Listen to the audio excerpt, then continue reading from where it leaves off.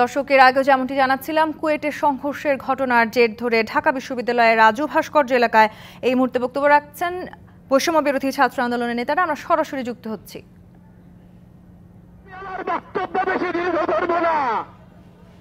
আমি শুধু একটা কথা বলে দিতে চাই, ইতিহাসের কিন্তু পুনরাবৃত্তি হয়।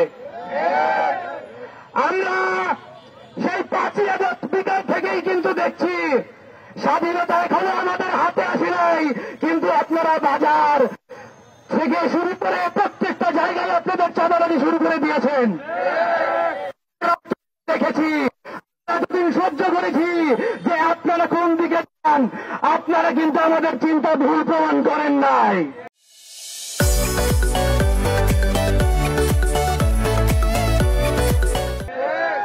আমরা এটাই দেখতে যাচ্ছিলাম যে আপনারা কোন দিকে যান।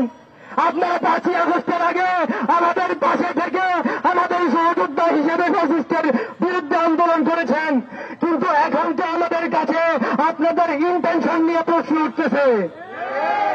আমার বন্ধু, আমার প্রিয় বন্ধু কুয়েটের, তার পা আপনারা ভেঙে দিয়েছেন। আমরা দেখেছি ঠিক একইভাবে যেভাবে 15 জুলাই ঢাকা বিশ্ববিদ্যালয়ের বুকে নেমে এসেছিল, সেটা আস্তে আস্তে প্রত্যেকটা বিশ্ববিদ্যালয়ে হয়তো নেমে আসবে। আমরা তাই সময় থাকতে আপনাদেরকে হুঁশিয়ারি করে দিতে চাই, জুলাই কিন্তু শেষ হয় নাই, এবং যে প্রশাসন রয়েছে তারা অতি দ্রুত এর বিচার করবে। এই আশা রেখে আমি আমার বক্তব্য শেষ করছি। মুজিববাদ, মুক্তাবাদ, ইনকিলাব জিন্দাবাদ।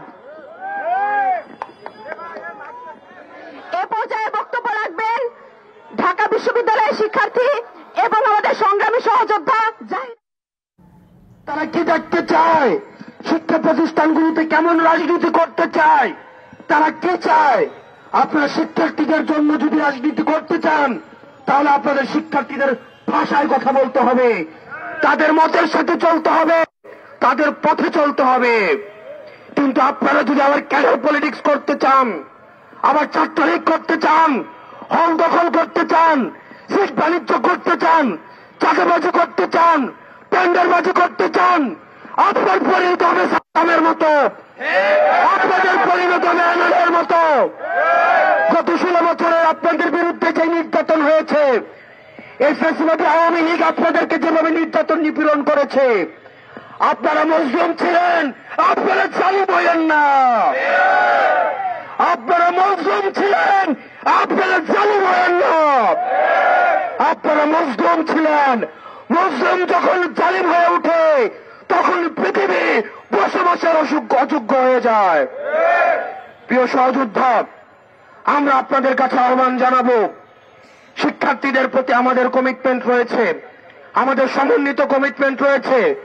আমরা শিক্ষার্থীদেরকে, আমরা গত 16 বছর ধরে যেই ক্যাম্পাসের জন্য আমরা লড়াই করেছি, ছাত্রলীগের বিরুদ্ধে যেভাবে আমরা লড়াই করেছি, আমরা চাই না শিক্ষার্থীদের আবার বাক স্বাধীনতা হরণ করা হোক।